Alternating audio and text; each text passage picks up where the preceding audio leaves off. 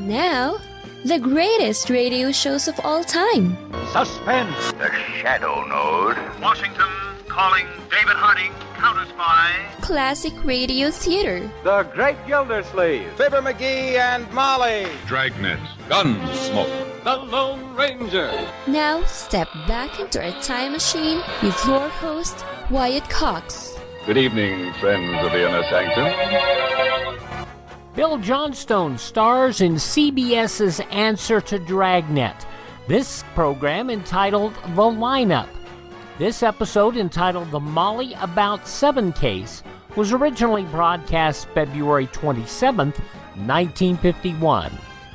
Ladies and gentlemen, in just a moment we'll take you behind the scenes of a police headquarters in a great American city, where under the cold, glaring lights will pass before us the innocent, the vagrant, the thief, the murderer. This is The Lineup.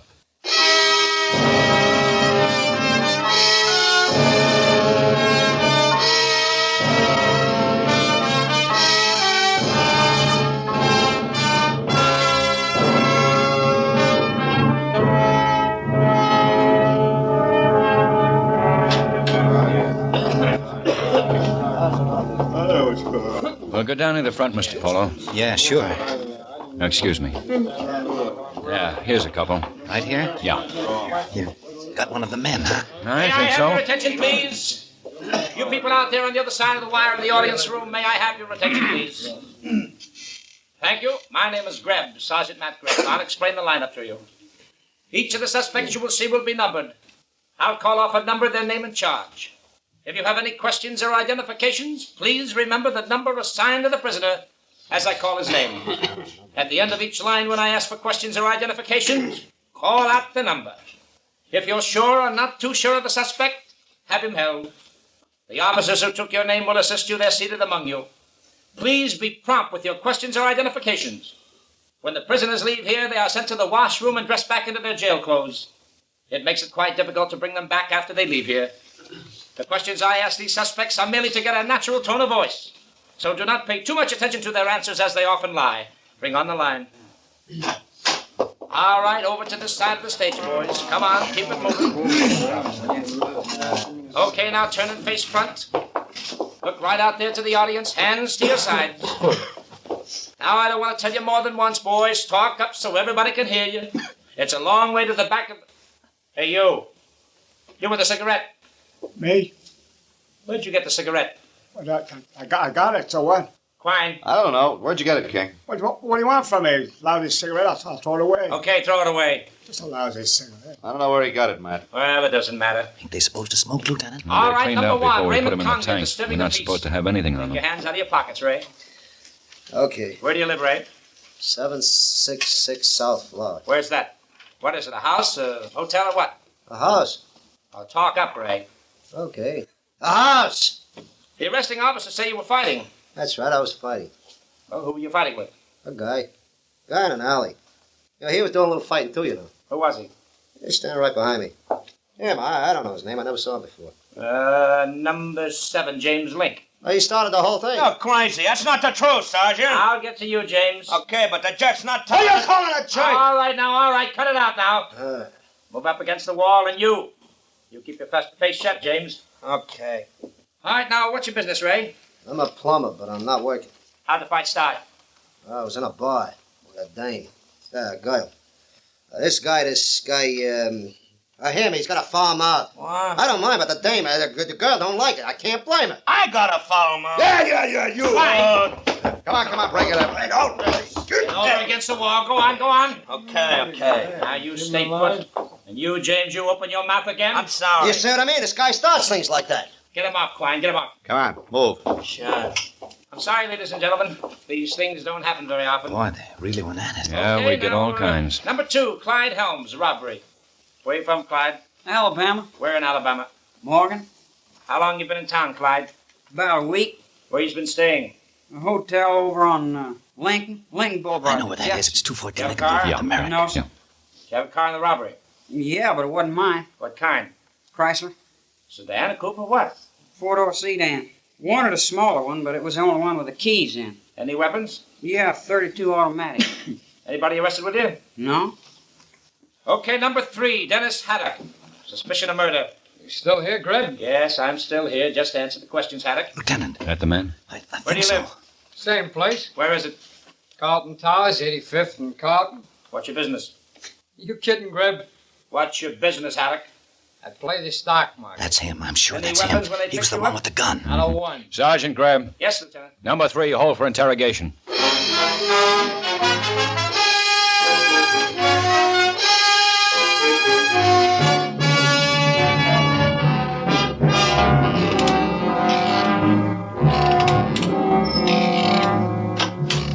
Here he is, Ben. Oh. Sit down, Haddock. Okay. We want a statement, Haddock. Swell. Who's going to give it to you? You're going to give it to us. I'll give you nothing. We got an identification, Haddock. A man saw you do the job. What job? I don't know what you're talking about. Our witness identified you in the line. Nuts. We've already got his statement. He identified you as the killer. Nuts. He'll go on the stand and he'll point you out. First degree. You know what the sentence is? I hate to disappoint you. The witness was in the park. He saw you tailing Crug. I told you I wasn't tailing nobody. You were picked up on the other side of the park. So I was picked up on the other side of the park. I was walking. So what? You kidding?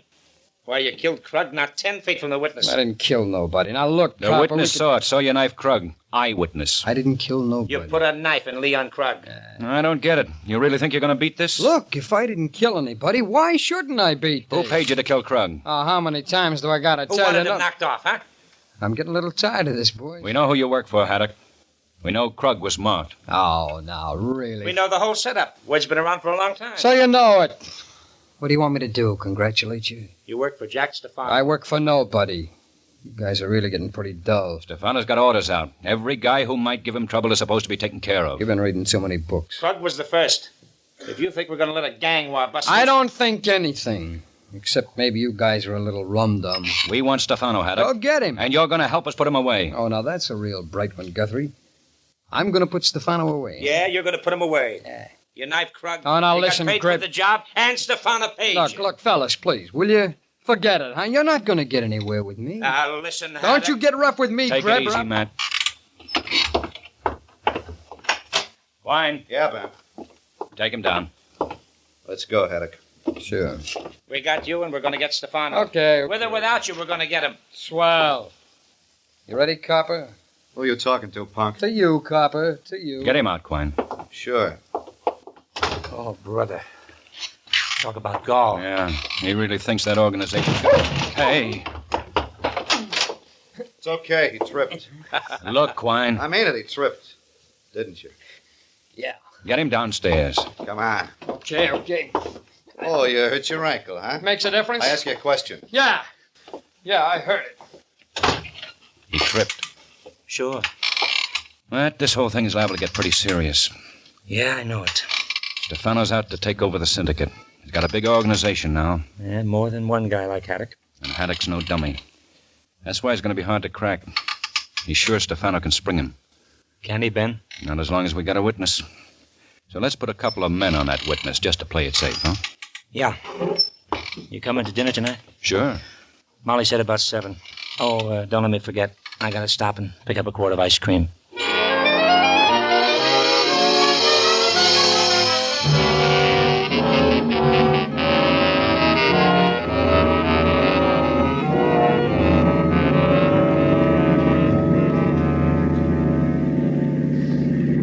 Who's with Polo? I put McCarthy and Waldron with him. Quine and Ash will take over in the morning. Going down with me tomorrow?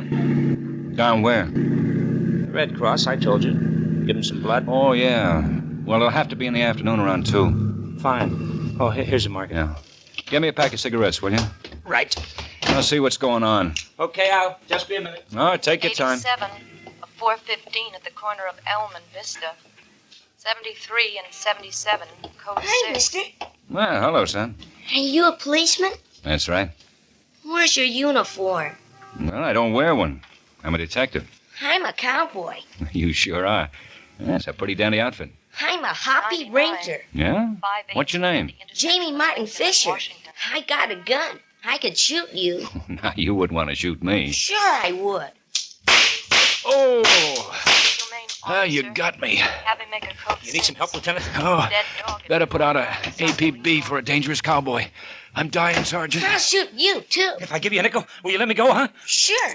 Gimme. 43. There you are. 415. Okay, I won't shoot you. You see, you got to know how to handle these situations. Come on, Lieutenant. I better get you to a hospital. So long, Jamie. Thanks for the nickel. So long, cowboy. He's a hoppy ranger. You don't say. Attention, all units. Hey, All units in area here's Q. something. 211, We're in that area. 993 West Orange. Ambulance on the way. All units in What? area Q. That's just a couple of blocks. 211 at You gonna take it? 993 West Orange. Ambulance on Yeah. the way. That's where Mr. Polo lives, our witness.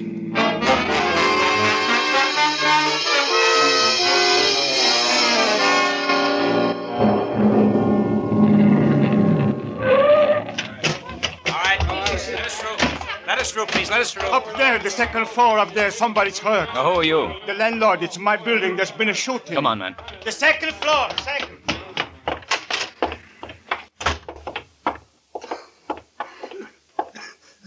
Waldron.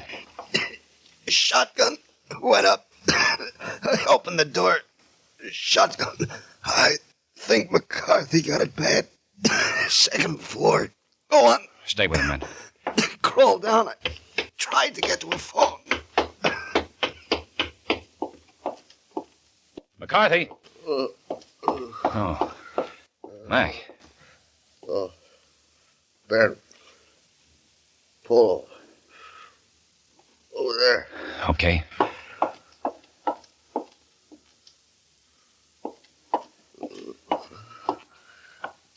Dead? Yeah. Now, take it easy. Take it easy. Now. Ambulance is on the way. Just walked in. Some guy with a shotgun. My face. Take it easy. Did you know him? Lights were out. No. Ben. Yeah. Wait. Ugh.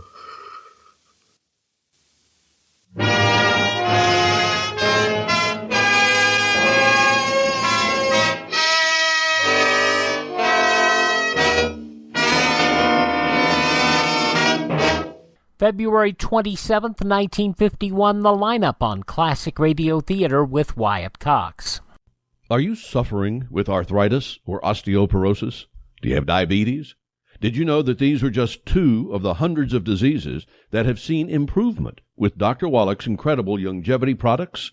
You can't get them at a health food store. The only way to get them is to call us at 800-214-0065. That's 800-214-0065. Do you have heart disease, fibromyalgia, or high blood pressure? Do you have a terrible time losing weight? Dr. Wallach can help.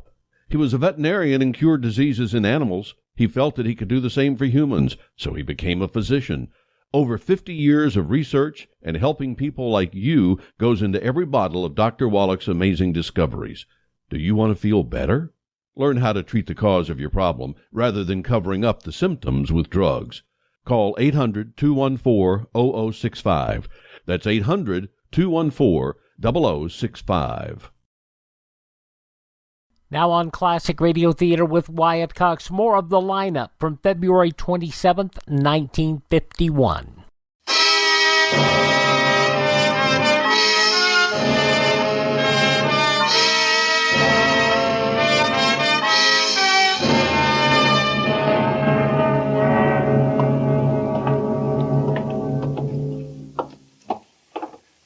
Go get Haddock, Mac. Bring him up to my office. I'll be over as soon as I see the chief. Right. Oh, Charlie? Hello, Ben. We were the first ones over there, Charlie. A couple of blocks away when we got the call. Waldron may pull through. What have you got? Nothing more than you have. Waldron didn't see the guy, neither did McCarthy. Came home with Polo. Polo opened the door, and when they stepped in, blam, both barrels. Killed Polo instantly. McCarthy got it in the face, Waldron in the chest. Waldron crawled to the first floor. Keller got out the window. Well, with Polo dead, we'll never be able to hold Haddock. Oh, get anything on Stefano. Stefano will spring Haddock as soon as the news breaks about our witness. You'd probably make him stay in a couple of days just to make it look good. Yeah. I'm going to release Haddock. Right away? Yeah. What would you do if you were Haddock? You didn't know the witness against you'd been killed. What would you do if he was suddenly released? I'd think one Lieutenant Guthrie was a little crazy. Where would you go? Not to Stefano. I'd figure maybe he wanted to tail me. What if you were Haddock and I told you Stefano was going to kill you because you were the only man who could send him to prison? Oh, now, wait a minute, The witness Ben. is dead. A good cop is dead. Haddock isn't going to crack you, know He'll that. never fall for it, Ben. Wouldn't you? If when you got out on the street somebody picked you up and took you for a ride? What are you talking about? Nobody's going to get hurt. Are you crazy? Well, he might talk. And you're a police officer. Then you tell me how to get Stefano. Well, that isn't the way. One way or another, you're going to have to release Haddock. You know he killed Crug, but you have to release him, and there's nothing you can do about it. You think I like it that way? No. When Haddock finds out that the only witness against him is lying down in the morgue, he'll never talk. Then we'll get Stefano another way. Have you got the man who killed Polo and McCarthy? No. Have you got one little lead? No, but you're a police officer, Ben. Charlie, we got to work fast. Stefano's got an organization of killers. But a stunt like this. Well, it might work. We've got to stop Stefano. Okay. Go on. Get out of here. I'll need three-way communication, 2 command cars. Can you get me a waiver from the inspector for 2 command cars? All right. But take it easy on the equipment. Thanks, Charlie.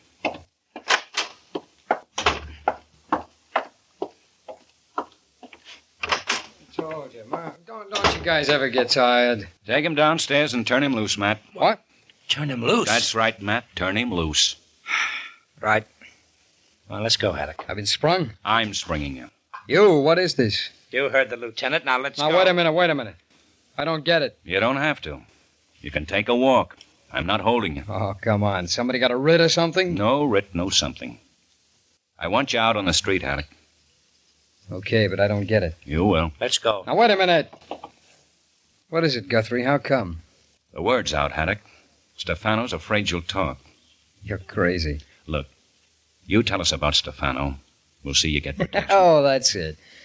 Well, you don't squeeze me, Guthrie. You don't squeeze me a bit. Pretty weak try. Take him down and check him out, Matt. Sure, take me down and check me out. You don't fool me a bit, Guthrie. Come on, Punk. Pretty bad, Guthrie. Move it. You don't think I... Move! Yeah, Lieutenant. Asher, get Quine and meet me in the garage right away.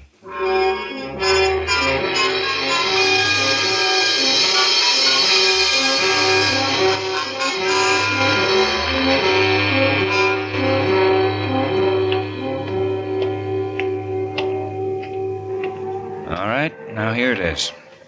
In 5 minutes, Haddock will walk out on the street. He's never seen you before, has he, Asher? No. Okay, I want you to follow him. Let him know you're following him. Okay. Quine? Yeah? You're in a command car. A prowl car each spot. Take the command car and follow about half a block away. Right. Matt and I'll be in the other car. We'll stay away out of sight. And you keep us notified on Haddock's movements. Well, if you're being so careful, why let him spot me? I hope he thinks you're one of Stefano's men. I want to scare him right out of his socks. You just want me to keep tailing him, huh? That's right. Until you've got him good and worried. Then pick him up, throw a gun on him. You're supposed to be one of Stefano's boys, understand? Oh. Walk him to a quiet spot, scare him all the way. Make it look like you're going to kill him. The 3 of us will bust in at the right time. Okay, Ben. Now look, Haddock's pretty smart. He's not going to fall for anything unless it looks awful good. Okay, we'll make it look good. We'll get rough. All right, we'll put on a good fight, so take care of yourself. Think it'll work? I don't know. You got 3 minutes. Get going.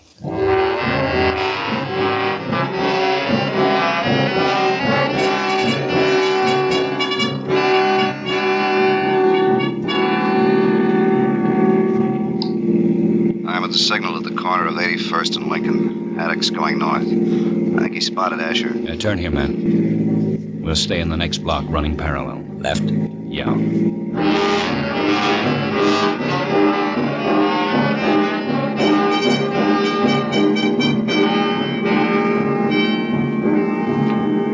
He turned up 84th, walking pretty fast.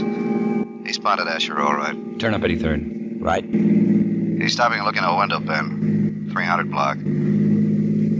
Asher stopped too. Haddock can't miss it. Knows he's got a tail. Well, he's leaving the window. He's going to grab a cab. Follow him. If Asher doesn't get a cab, we'll pick him up and follow you. Right. Want me to swing over on 84th? No, hold it. Stop here. He got his cab, heading north on 84th. It's okay. Asher got another cab.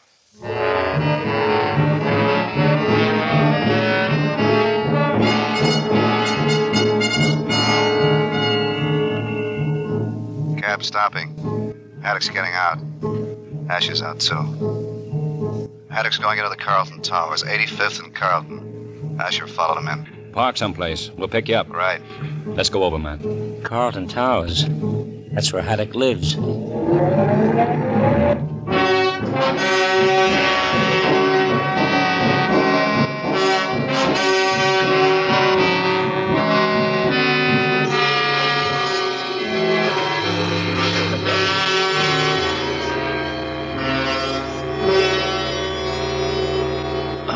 It's 11:30. Maybe Haddock isn't going to come out. Maybe he's just going to lock himself in and have his... There he is. There's Asher. Oh, look at that pickup. Look at Haddock. Yeah, he nearly fainted. All right, let's go. We'll stay on this side of the street. Keep back far enough. Haddock isn't going to spot us, Ben. He isn't looking around for anything. He thinks he's taking his last walk. Yeah, up Carlton, right for the river. Funny if a patrolman spotted it. Asked them what they were doing. Hilarious. February 27th, 1951, the lineup on Classic Radio Theater with Wyatt Cox. The conclusion, along with the yours truly Johnny Dollar Stories beginner, comes up next. No offense, but are you a little fat when you look in the mirror? How would you like to learn the secrets to lose 3 to 5 pounds a week easily without joining the gym or going through any crazy diets? It's called Body Sculpt by Med Diet. For the last 2 decades, we've been helping people just like you that have pounds they want to shed. We've helped millions of people lose thousands and thousands of pounds over the years. And now it's your turn. Learn the secrets of how to lose weight with one simple phone call. You'll see an amazing difference in a matter of days. Don't believe us? We'll offer you a money-back guarantee. If you're ready to start losing weight right now, call right now to learn more about your risk-free order to Body Sculpt. Call for your risk-free offer. 800-738-5332. 800-738-5332. 800-738-5332. That's 800-738-5332.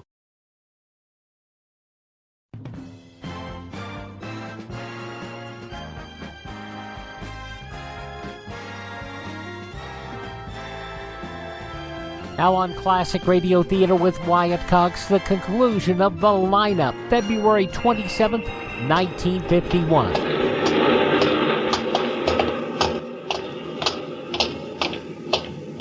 The crowd's thinning out. Take the other side of the street, Quine. Okay. Hey, you better drop back, man. Sure.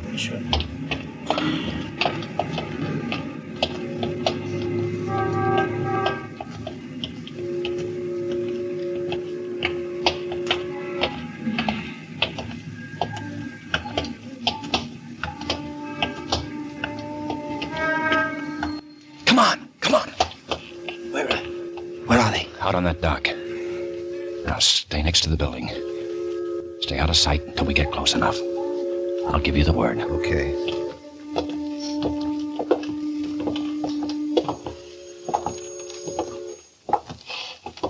Wait a minute, will you? Look, I just talked to Stefano. Shut up. Walk to the edge of the dock. No, wait. Walk. I don't get it. Stefano said Barney got the witness. What do you want me for? Move. Look, I didn't tell him anything. I'm not going to open my mouth. You think I'm crazy? I told you, move. No, wait. No, wait a minute. Will you please? Turn and face the water. No, please don't. Drop the gun. No. Come here, get him. Hurry up. Where are you? Okay, come on. Grab him, will you? Get him. Come on. Kill you, dirty no good. Guthrie, he was going to kill me. Yeah, I know. Stand back there. We tailed you, Haddock. That rat, Stefano, that dirty, stinking rat. Want to tell us about it? Yeah, what do you want to know?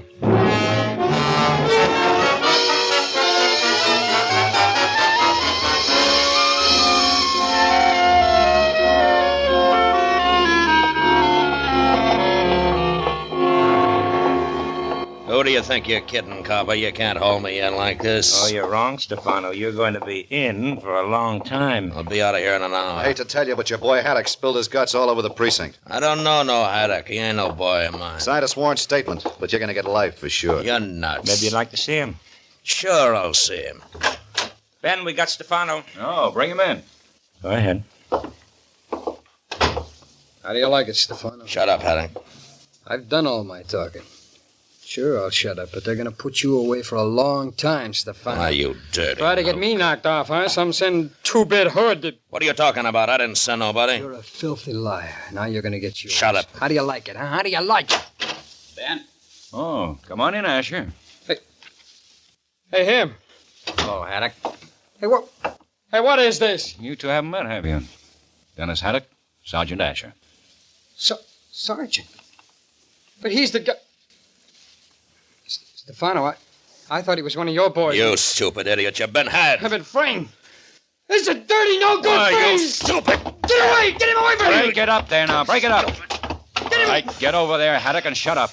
Keep him off of me. I'll fix that stupid little... Shut up, Stefano. Don't yell at me, Greb. Shut up and sit down. You don't tell me to do nothing, copper. You don't shove me around and tell me to do nothing.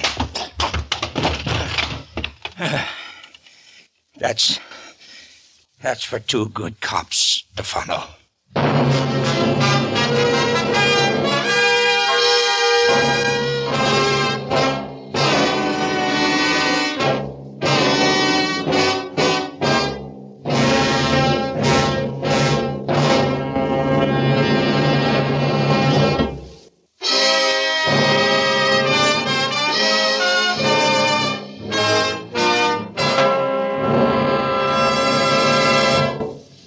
The lineup, where before you pass the innocent, the vagrant, the thief, the murderer. Listen again next week when we again bring you the lineup. May I have your attention, please? You people out there on the other side of the wire in the audience room, may I have your attention, please? Thank you. My name is Greb, Sergeant Matt Greb. I'll explain the lineup to you. Each of the suspects you will see will be numbered. I'll call off a number, their name, and charge. If you have any questions or identifications, please remember the number assigned to the prisoner as I call his name. At the end of each line, when I ask for questions or identifications, call out the number. If you're sure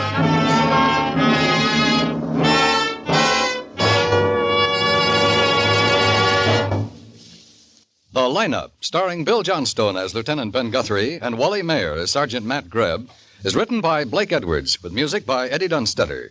Featured in tonight's cast were Ed Begley, Jay Novello, Lou Krugman, Bill Conrad, Sam Edwards, Stacey Harris, Gene Bates, Jeffrey Silvers, and Hy Averback. The lineup is produced and directed by Jaime Del Valle. February 27th, 1951, The Lineup on Classic Radio Theater with Wyatt Cox. Are you in bad pain? You know what I mean. Your knees hurt. Your shoulder hurts. Your elbow and back are constantly killing you. And I'm sure you've tried every pain pill or cream available at the drugstore. Am I right? Well, here's something you haven't tried. Pain Magic.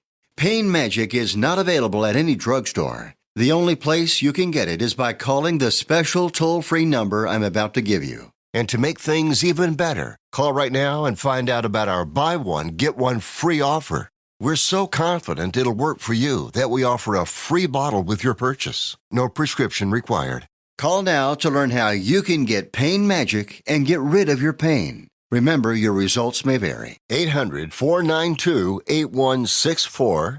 800-492-8164. 800-492-8164. That's 800-492-8164. Now on Classic Radio Theater with Wyatt Cox, we start a brand new Yours Truly Johnny Dollar story, The Fathom Five Matter. This episode originally broadcast February 27th, 1956. From Hollywood, it's time now for Johnny Dollar. Ralph Steedler, Johnny. Delta Liability. Oh, hiya, Ralph. What's on your mind? Poetry, you Philistine. The bard's immortal words. Which words? Full fathom five thy father lies. Of his bones are corals made. And those... Those are pearls that were his eyes. Yeah. What's the case, Ralph? Robbery? A pearl necklace? Life insurance. $75,000 worth of bones. Down on the bottom of the deep blue sea. Or so they say. So who say? The insured's wife. The insured's best friend. Oh, they're quite positive about it. But you're not, is that it? Johnny, if I'm going to be stuck for 75 G's, at least I ought to get the straight dope, shouldn't I? All right, I'll get it for you. Give me the who and where. It happened in Miami Beach. Check with the DA's office there. The insured was a man named William Markey. And the beneficiary? His wife, poor wretch. Oh, you're biased, Ralph. Sure, I'm paying alimony. So look it over, Johnny, and keep in touch.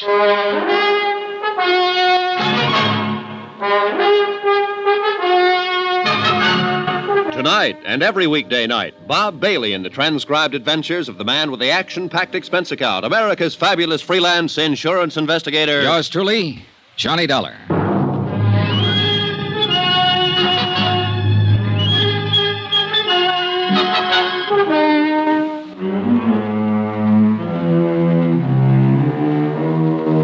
From Special Investigator Johnny Dollar to the Home Office, Delta Liability, Hartford, Connecticut.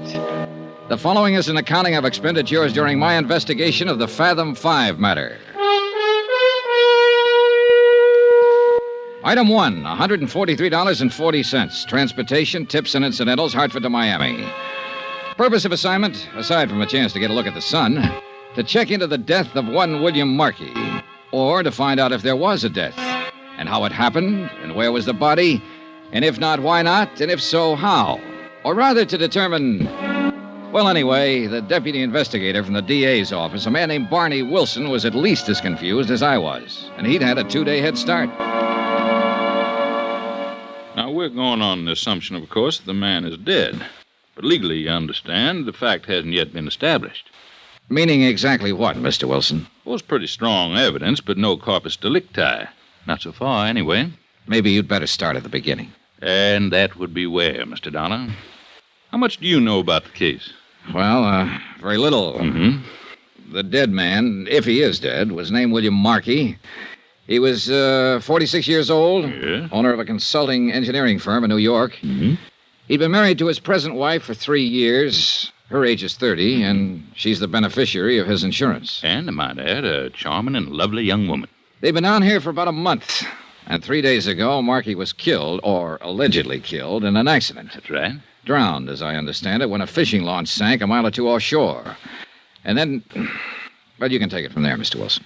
Now, your responsibility in the case is primarily to the insurance company. Is that right, Mr. Dollar? Entirely, not primarily. Why, what do you mean? And it would be to the company's advantage if Markey's death were not legally established, huh? They wouldn't have to pay the claim, if that's what you mean. Then it's reasonable to suppose, since the whole case is pretty vague at present, that your efforts will be devoted to creating doubts as to whether Markey is really dead. Mr. Wilson, I think it's reasonable to suppose that I can't very well answer your questions without knowing exactly what has happened. Well, all right, then. Briefly, this is it. Apparently, Markey came down here to bid on a construction job, a manufacturing plant. Well, he didn't get the job. But he stayed on, he and his wife and the young fellow that was with him. What young fellow? Name of Danny Haynes. He worked for Markey, a draftsman or engineer. Evidently a personal friend of the Markeys. Oh. The three of them took a house down the beach south and spent all their time together. Night clubbing, one thing and another. I see. Anyhow, well, 3 days ago, Markey and young Haynes went out fishing together. Hired a charter boat, a small cabin cruiser named the Fathom Five, and headed south along the coast, working the offshore banks. Whose idea was the trip? Markey's, according to young Haynes. In fact, all the rest of the story is according to Haynes. Nobody else saw what happened. And what did happen? Well, Haynes says they anchored off the reef and both of them fished from the dinghy for a while. Then Markey decided he'd go back to the cruiser and fix some breakfast. Mm-hmm. Haynes put him aboard and took the dinghy out alone. He says he fished along the reef for about 30 minutes before he looked back and saw the cruiser was afire. It was nearly a mile away, according to his story, and by the time he got back, the boat was a pillar of flame. He didn't see any sign of Markey? No, he says not. He couldn't get aboard because of the flames, and a few minutes later, the cruiser sank. Mm-hmm. No one else saw it? There were no other boats around? No, it was early morning, and there weren't many others out. It had rained during the night, and there was a fairly heavy fog. They were only a mile and a half or so offshore, so Haynes rode in with the dinghy and reported it. Tell me, what was the depth of the ocean where the cruiser sank? Oh, it was only about 50 feet. I've got a salvage company working now to raise it. Get a diver down? Yes, but he didn't find out much. He couldn't get inside the hold. That's about the size of it, huh? Mm-hmm, it is. Until they get that cruiser raised so we can take a look at it. And, of course, it may not tell us a thing. Yeah. What about the currents along the reef where that boat went down? Oh, they're pretty bad. Strong and erratic. A body could be carried through the reefs and on out to sea and never be found. Well, I was thinking more of the possibility of a good swimmer getting into shore. You said they were anchored only a mile and a half out. Yes, well, it's possible, but not very probable. He'd have been seen by Haynes or somebody else. There was a heavy fog, wasn't there? Mm-hmm, fairly heavy. And, of course, Haynes could be lying. Maybe he did see him. I said it was possible. But that's not the line I'm planning to take, Mr. Dollar. So I get it. They'll bring that hull to the surface sometime tomorrow. Now, maybe we'll have some evidence then. Or maybe Markey's body will turn up in the next 48 hours. And if not? Then, Mr. Dollar, I will petition the probate court to declare him legally dead. I suppose you've got some reason for all this, Rush. Yes. I want the fact of death established in order to file a murder charge. Danny Haynes? Who else? It's the old story, isn't it? 2 men go out and only one comes back. Unwitnessed accident. Nothing new about it. No. And it's never been an easy one to prove. Well, it'll be a lot tougher a year from now if you people put up a fight and force the decision up to the Superior Court. Suppose Haynes himself fights it. I wish he'd try. Be the next thing to an admission of guilt. Oh, Mrs. Markey. She has legal status in the case. She could do it, but she won't. Yeah, you're probably right. She wouldn't be likely to throw away $75,000. Well, I can't tell you what we'll do yet, Mr. Wilson. I'll have to look around first, talk to the people involved, get my feet on the ground. Fine. Well, you just do that. Here, I'll give you the addresses. Oh, good. Mrs. Markey is still at the beach house. Young Haynes has moved into a hotel near there. All right, thanks. Say, how did the three of them get along during the month they've been here? Like peas in a pod, from all appearances. Of course, what was going on behind the scenes might have been another story. It usually is. I think that's where we'll find the motive. Not that Mrs. Markey encouraged Haynes at all. She's a fine woman. I know, and she's beautiful. And this is the South. How's that? So long, Mr. Wilson. I'll keep in touch.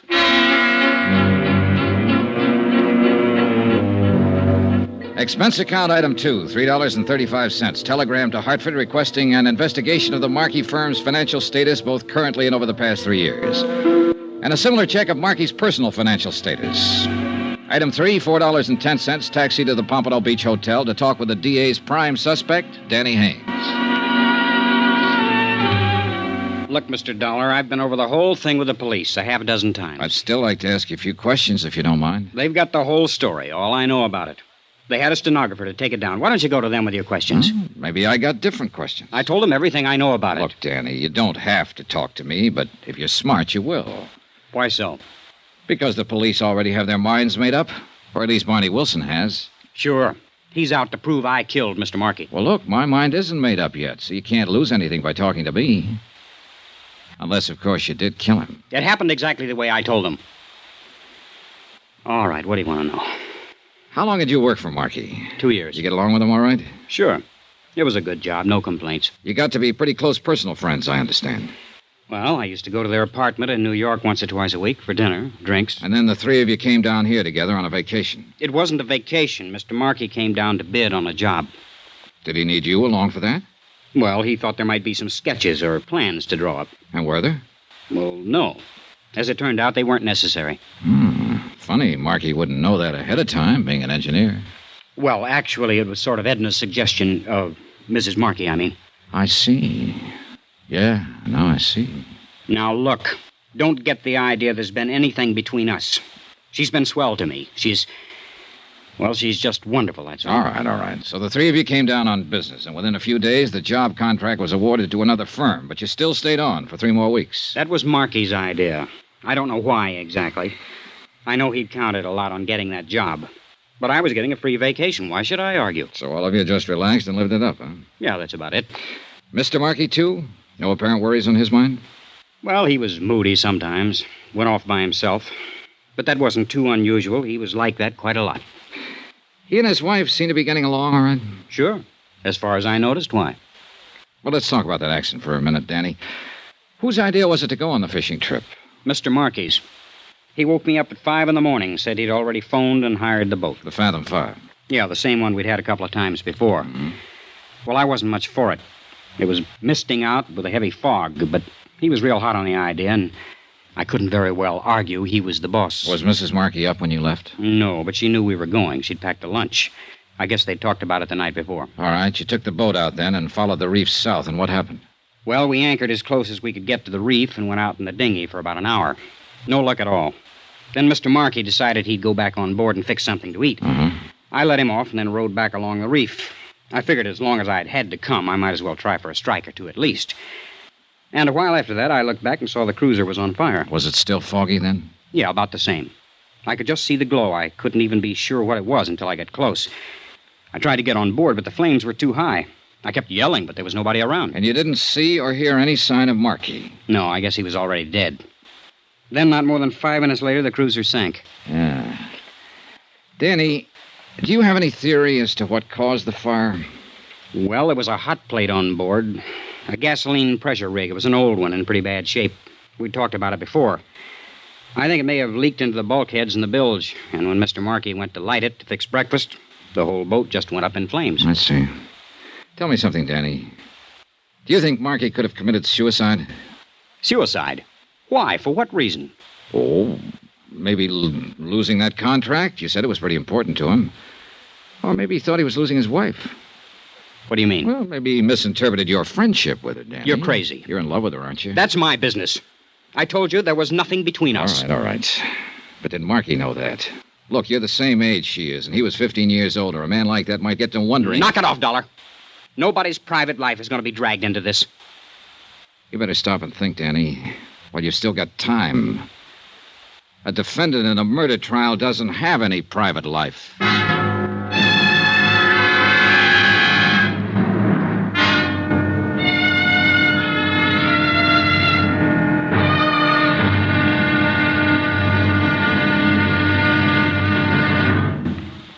Now, here's our star to tell you about tomorrow's intriguing episode of this week's story. Tomorrow, a lady weeps, a lover curses, and a strange, grim relic is brought up from the sea. Join us, won't you? Yours truly, Johnny Dollar.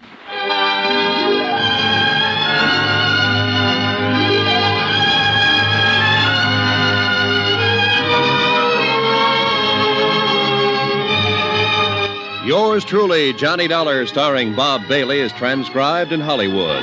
Written by Les Crutchfield, it is produced and directed by Jack Johnstone. Be sure to join us tomorrow night, same time and station, for the next exciting episode of Yours truly, Johnny Dollar. Roy Rowan speaking.